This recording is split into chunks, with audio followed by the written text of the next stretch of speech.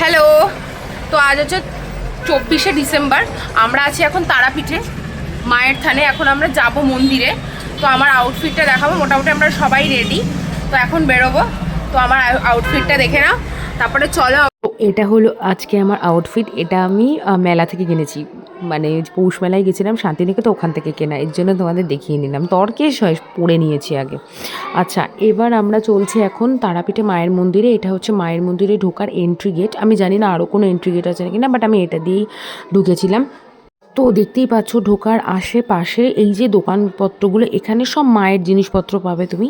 মানে মায়ের ছবি শুধু না, অনেক আরও মানে দেবতারও ছবি পাওয়া যায়। তারপরে মায়ের পুজোর ডালা, কিছু কাঁসা পিতলের জিনিস, মানে বিভিন্ন ধরনের জিনিসই যেতে যেতেই দোকানগুলোতে পাবে। কিন্তু আমার মনে হয় এক এক দোকানে এক একটা দাম, তো প্রচণ্ড বেশি আমার প্রাইস মনে হয়েছে। আর মায়ের প্রসাদ প্যারা দেয় এখানে, সবই জানো। এটা হচ্ছে মেন মন্দিরে ঢোকার সময়। এখন আমরা মন্দির প্রাঙ্গণে ঢুকে গেছি। এখানে কোনো ওকেশান লাগে না, সব সময় এই রকম পরিমাণেই ভিড় থাকে। কেউ পুজো দিতে আসে, কেউ বিয়ে করতে আসে, কেউ মানসিক দিতে আসে, কেউ বলি দিতে আসে। এটা হচ্ছে তারা মায়ের মন্দির। এটা হচ্ছে পাশে মহাদেবের মন্দির ছিল। আর এখানে এরকম হাতে মালা নিয়ে বিক্রি হয়েই যাচ্ছে। এটা হচ্ছে ষষ্ঠী মাতার মন্দির। আশেপাশে অনেক মন্দির রয়েছে। দেখো এখানে কেউ একজন যজ্ঞ করাচ্ছেন, জানি না কী করানো যাবে, যজ্ঞ করাচ্ছেন। আমরা একজন মানে পূজারি এখানে নিতেই হয়, বা মহারাজ নিতেই হয়, নাহলে তো পুজো দেওয়া যায় না। তো আমরা সেখানেই দাঁড়িয়ে আমাদের লাইনটা দেখো, মানে এবার জাস্ট লাইনটা দেখো, সে মানে বলার কথা নয়। তারপরে যাই হোক, আমরা কোনো রকম একটু পুজো দিয়ে, ওখানে তো জানোই ফটো অ্যালাও করে না, পুজো দিয়ে এখন আমরা চলে এসেছি মহাদেবের মন্দিরে পুজো দিতে। তো এখন মালা কিনে নিয়েছি ওখান থেকে, কিনে নিয়ে এখন আমরা চললাম পুজো দিতে। তো এইখানে এই যে ভোলা মহেশ্বর বসে রয়েছেন, আমার ছেলে, আমরা সবাই পুজো দিয়েছিলাম, বাট ওদের ক্লিপিংসটা নিয়েছি, আমার ক্লিপিংসটা ওরা নিতে পারেনি। তারপরেই পাশে রয়েছে আমার ইষ্টদেবের মন্দির। এটা আমি জানতাম না, আমি দেখে খুব খুশি হয়েছি। কারণ আমি যেখানেই মানে আমার ইষ্টদেবকে দেখি আমার মন এমনি আনন্দে ভরে যায়। তো তাকে আমি দুব্বার মালা দিয়ে একটু পুজো করে নিলাম।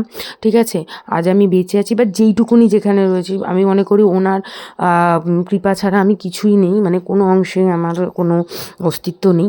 তো ইনি আমার ইষ্টদেব। ওনার কাছে দাঁড়িয়ে আমি শান্তি পাই। আমার যত মনের কথা ওনার কাছেই বলি, কারণ আমি শান্তি পাই। এই বিশ্বে উনি ছাড়া আমার মনে হয় আমার কেউ আর নেই। মানে এত তো আমি ভালো মতন পুজোটা করে নিলাম। তো আমার মেয়ে ওদিকে বজরংবলীর পুজো করেছে, বজরংবলীকে পুজো দিয়েছে। তো তারপরে এই পুজো দিয়ে যে পাশে দেখো গরুর দেব বসে রয়েছে, তারপরে একজন ঠাম্মা মতন একজন এসেছেন, উনি আমাকে এরকমভাবে সাজিয়ে দিয়েছে। তার জন্য আমি আমার ভিডিও নিচ্ছিলাম। আমাকে কেমন লাগছে কমেন্টে জানিও গোসাই সেজে।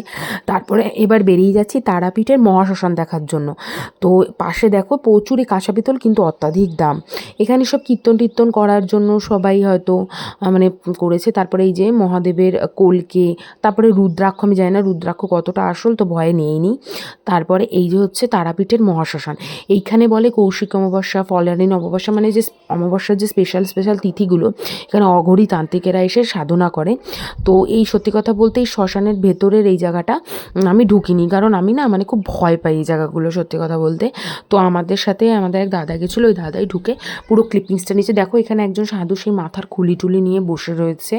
তো এইগুলো ফলহারিণী অমাবস্যা বা কৌশিক অমাবস্যার মতো অমাবস্যাগুলোতে প্রচুর মানে জায়গা পাওয়া যায় না, এত অঘরী তান্ত্রিকরা এখানে আসেন। তো এটাই হচ্ছে মহাশ্মশান। এই যে এখন এইখানে দাহ করানো হয়, তো কাঠেই দাহ করানো হয়, বাট এইগুলো বাষ্পের জন্য আই থিঙ্ক এরকম কোনো সিস্টেম রয়েছে, আমি ঠিক বলতে পারবো না। বাট এই জায়গাটা দেখে এলাম। আচ্ছা, তারপরে আমরা এখন আস্তে আস্তে বেরিয়ে যাব, এবং যেতে যেতেও তোমরা অনেক কিছু দেখতে পারবে। এই যে এই জায়গাগুলোতে নাকি প্রচুর অঘরী তান্ত্রিকরা বসে। তো এরপরে বেরিয়ে কিছুটা দূরে দেখলাম যে সামান্যই প্যান্ডেল মতন করে আরেকজন সাধু তার সমস্ত ঠাকুর নিয়ে বসেছে। বসে জানি না হয়তো যোগটোগো করছেন বা কিছু।